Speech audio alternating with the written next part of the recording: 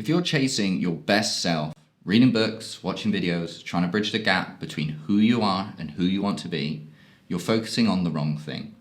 Because here's the truth, you're already that person. You just don't know it yet.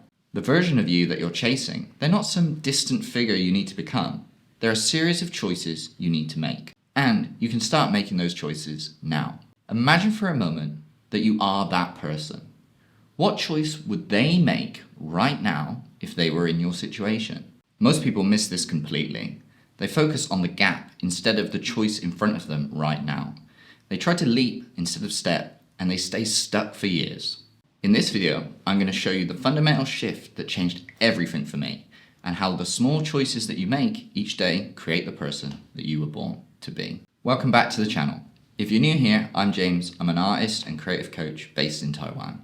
And on this channel, we talk about ways to live a more mindful and creative life. If you have a vision for the person you were born to be, but haven't fully realized it yet, there's a simple shift in your thinking that will help you become that person. Like me, you want to live a highly creative and powerful existence.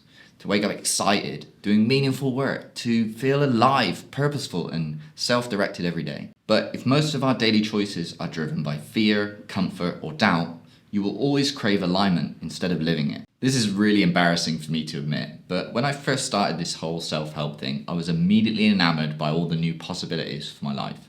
I visualized my highest self as this almost godlike figure with rock-hard abs, a chiseled physique, making more art than Picasso ever did, traveling the world and mastering skills that would make me an absolute dreamboat.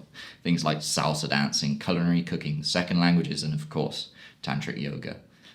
This is hilarious to think about now.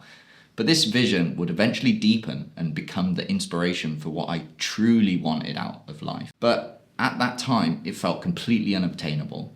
I would spend years trying to claw my way towards those goals, but ultimately I'd end up falling back into the same patterns and addictions. It wasn't until I made one fundamental choice that things started to change. That choice was that I decided to be the predominant creative force in my life and not be pushed around by outside influences. And this choice to act consciously, despite our situation, is really the first step. Because if you don't act consciously, you'll keep looping the same life, reacting instead of creating. Your dreams will decay through 1,000 small compromises. And as you get older, your habits and identity will solidify, making it harder to change. There are 3 major mistakes that I made and I see my clients making all of the time that stop us from growing into the person we want to be. The first of those mistakes is mistake number 1, trying to jump to your ideal self overnight. Most people try to jump to their ideal self in one giant leap. They want the transformation without the transition. They want the results without the reps. And I made this mistake too. When I first came to Taiwan, I wanted to change my identity so bad because I was completely fed up with my old self and I didn't want to be this alcoholic, junkie, party guy anymore. And to do this, I decided that I'd become a triathlete. I started running at 6 a.m. and swimming every day, and I changed my diet overnight. Not gradually, but overnight. I went from years of eating fried foods and oven meals straight to a fruitarian diet. Not vegetarian, not vegan, literally fruit only. I did a hard juice fast to kick off this challenge, and was I in for a surprise. It worked out for a time, and I kept it up, and I trained hard, and I finished the race. But ultimately, I hadn't changed my identity or the way I saw myself. It was like I was an actor in a movie, just playing a part. I got a great time in the race, but just a few days after crossing that finish line, my depression returned. I bought a packet of cigarettes, and I started drinking and smoking again. This all or nothing mindset is a trap, because when you try to leap to your ideal self, you're asking your nervous system to hold an identity it doesn't recognize. There's no foundation, no evidence that this is who I am. So the moment things get hard, you snap back to where you were before, because that's the identity your brain recognizes. Here's the truth. It's much better to change the image of yourself gradually and collect evidence along the way. Start with small choices. You can't skip the becoming. You have to earn the new version of yourself, one choice at a time. This brings me to mistake number 2, focusing on the gap instead of the next choice. Instead of focusing on the next action, chopping down the tree, and starting to build a bridge, you're either looking at the gap or you're looking at the goal, and you're not moving. And I did this with YouTube. I would look at my subscriber count, the numbers weren't moving, and every time I posted a video, I questioned if I was good enough, and it really got to me. Like most people who start a YouTube channel, I gave up. And everyone knows YouTube is a long game, but I still couldn't help thinking, how am I gonna make enough videos to see progress? That's hundreds of videos, years of work. The gap felt impossible, but that's the mistake. I only have to focus on making this one video that I'm making right now.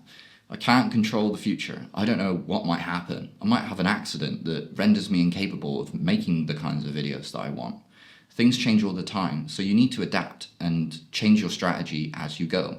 So there's no point thinking about all the things you need to do between where you are now and where you want to be. When we stare at the gap, we become overwhelmed.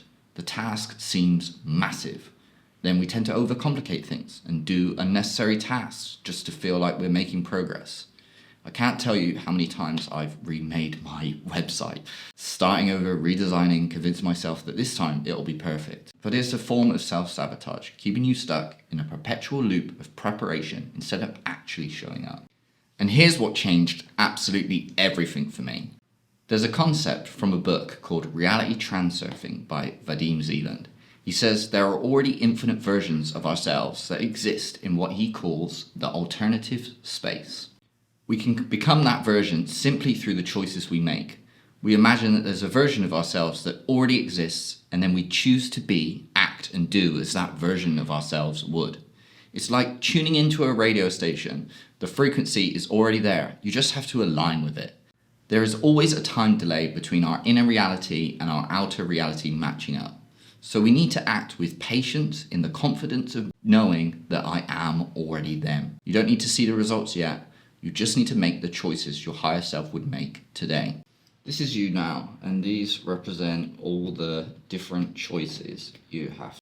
And the thing is, you can make any choice at any time. So if you want to become this version over here, then, you can focus on this choice, and then this one, and then this one. And the thing is, it's not a straight line.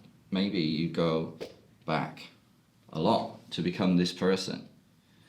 And maybe even you make these three choices here, but then you make this choice here, which branches you to this one. Or you follow this path here and then it takes you to this one. So there's no way you can make the wrong choice. You just have to keep adapting and making the choices that align with your higher self until you eventually get to the person you want to be. And then you have to keep making the choices to sustain that person. But there's no wrong way or wrong path to get there. If you end up being this person here, you can still make more choices to get to this person. You can undo what you've done. When you change your inner reality, it's only a matter of time before the outer reality catches up. Mistake number 3 is confusing the results with identity. It's believing that the fancy car, the money, or the rock hard abs are our identity. But this is a huge mistake. When I started, I thought that my ideal self was someone with abs, a strong physique, great at cooking, dancing, and lots of money, and driving a nice car, and I was really just chasing outcomes.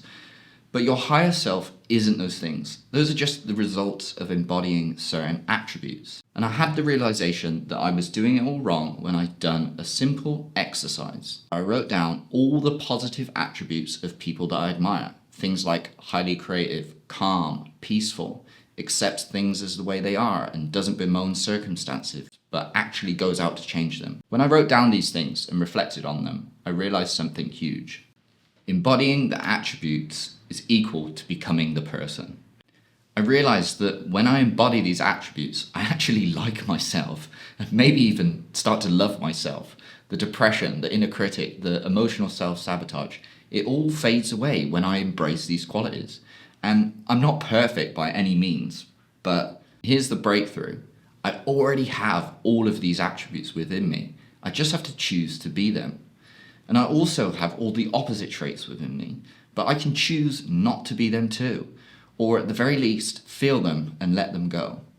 What I mean by this is if anger shows up within me, I accept it, I feel it, and then I let it go until I become the calm that I admire.